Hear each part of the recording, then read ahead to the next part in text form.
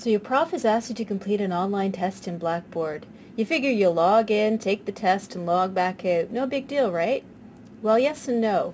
Online tests aren't particularly complicated as long as you take the time beforehand to avoid any problems. The first thing to do is to make sure your computer has the right hardware and software for running Blackboard. You should also check that your internet browser is compatible with Blackboard for your computer's operating system. You can do this at main.rcat.utoronto.ca/portal. You can check your browser compatibility at the URL we just gave you. Generally, Firefox or Internet Explorer work well with Blackboard. Other browsers may not work as well. Don't use a wireless connection or satellite service to access the internet when you take the Blackboard test.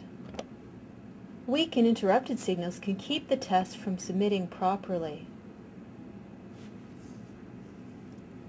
It's safest to stick with a landline.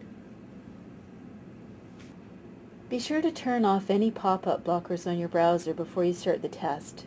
While it's important to allow pop-ups so that Blackboard can execute the test correctly, other pop-ups can interfere with the test. That's why it's important to make sure your computer is free of adware applications which can occasionally open a pop-up ad. It's also necessary to turn off any third-party browser extensions like browser-associated toolbars. So essentially, you want to allow Blackboard pop-ups when you're taking a test. If you want to avoid all that, use one of the desktop computers in a computer lab on campus. You're more than welcome to come into the library. If something goes wrong, library staff can confirm if there are technical issues, what they are, and they can help.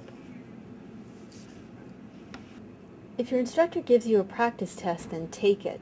You just want to make sure everything is working properly before you take the real test. Just before you take the test, you may want to log out and back into Blackboard, just in case the 10-hour per login limit causes you to be kicked out in the middle of your test. You definitely don't want that to happen. So log out and then log back into Blackboard.